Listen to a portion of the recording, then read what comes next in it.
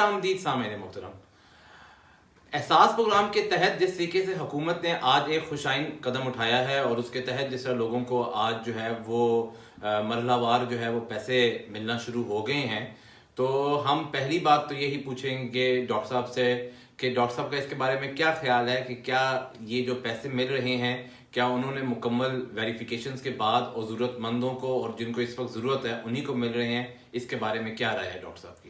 بسم اللہ الرحمن الرحیم. سلمان صاحب، ایک بات یہ ہے کہ جو ہے وہ دیر آید درست آید، تو بہرحال حکومت نے رقوم جو ہے غریبوں میں، محتاجوں میں، ضرورت مندوں میں تقسیم کرنا شروع کر دی ہے.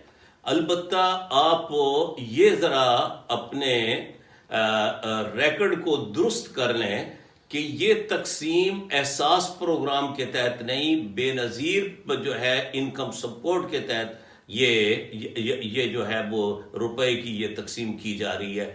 12,000 فی خاندان یہ تقسیم کیے جا رہے ہیں.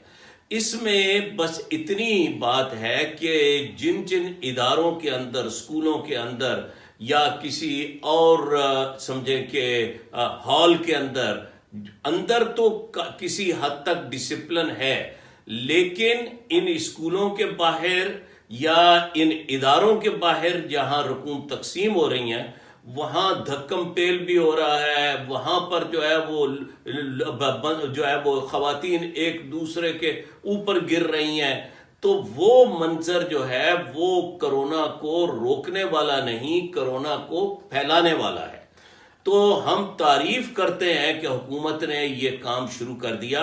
اور ایک اور بات کی طرف میں اشارہ کر دوں کہ بار بار ہم نے اپنی گزشتہ ویڈیوز میں، اپنے کالموں میں اور ذرائع سے اس طرف توجہ دلائی تھی کہ یہ اس کی ٹائیگر فورس کی کیا ضرورت ہے کہ وہ اتنی ٹائیگر فورس بنے گی، اس کے پاس جو ہے وہ اس کو وردی پہنائی جائے گی، وہ یہ کریں گے، وہ پھیل جائیں گے.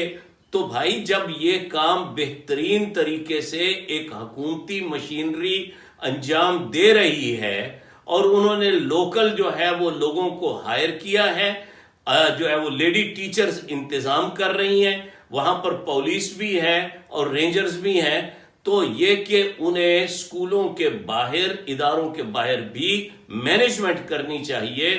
اور اچھی بات ہے کہ یہ کام شروع ہو گیا ہے، لیکن حکومت کو ٹائیگر فورس پر نہ وقت ضائع کرنا چاہیے اور نہ قوم کا پیسہ برباد کرنا چاہیے. بہت شکریہ ڈاکٹر صاحب.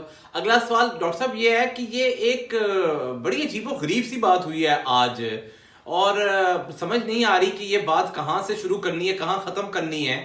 کیونکہ جس طریقے سے آج چیف جسٹس نے آج سو موٹو ایکشن لیا اور اس کے بعد یہ ہوا کہ عمران خان صاحب نے خود اپنی تقاریر میں یہ آج فرما دیا کہ ابھی تو یہ کیسز بڑھنے ہیں. یعنی کہ عمران خان صاحب بھی بالکل ٹرمپ کی طرح ہیں کہ پہلے یہ کہتے رہے کہ گھبرانا نہیں ہے، اب کہہ رہے ہیں کہ گھبرانا ہے، اور ٹرمپ نے تو یہ کہہ دیا کہ 2 لاکھ تک اگر ہم نے بچا لیا تو ہماری بڑی کامیابی ہوگی. تو عمران خان صاحب کی کہاں تک کامیابی ہوگی خدا نہ خواستہ؟ یہ بھی سلمان صاحب بڑا ہی اہم ایشو ہے.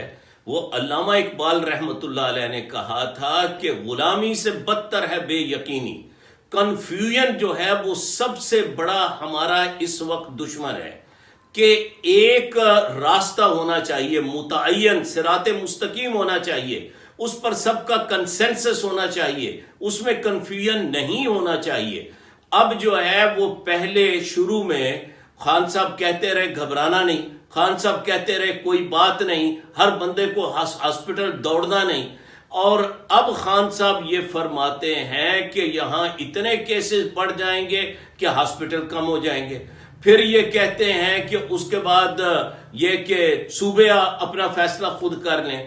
کہ بھائی اگر صوبے خود کو انہوں نے فیصلہ کرنا ہے تو پھر آپ کیوں دوڑے پھرتے ہیں؟ آپ روز جو ہے وہ تقاریر جو ہے اور خطاب کیوں کرتے ہیں؟ اور بالکل ٹھیک سو موٹو ایکشن لیا ہے جناب چیف جسٹس نے، اور انہوں نے کہا کہ ہمیں بتائیں کہ اصل بات کیا ہے. اور وہ جو خان صاحب کہتے ہیں کہ جناب صوبے خود فیصلہ کریں، وہ تو پنجاب کا حال بھی آپ کو پتا ہے، کے پی کے کا بھی حال آپ کو پتا ہے کہ ناحق ہم مجبوروں پر तोहमत है ये मुख्तारी की, चाहे हैं सो आप करे हैं, हमको अबस बदनाम किया। क्या आप समझते हैं कि महमूद खान जो है या ये जो हमारे उस्मान बुज़दार साहब की ये मजाल है कि वो जो है खान साहब के इशारा या ब्रू के बगैर कोई कदम उठा सकें? इसलिए जबकि जो है मुराद अली शाह बेचारा बार बार जो है वो जो है वो मुतालबा कर रहा है, वो चीख रहा है, वो चिल्ला रहा है कि खान साहब क्यों नहीं जो है वो बैठकर एक पॉलिसी तय करते। और अगर खान साहब कहते हैं कि ये लॉकडाउन से जो है वो ये नुकसान हो जाएगा, और साथ ही ये भी डराते हैं कि 4 महीने काम चलेगा या 6 महीने काम चलेगा, वह जो है वो लीडर का काम तो ये है कि वो फ्यूचर में झांक कर बताए कि क्या होने वाला है।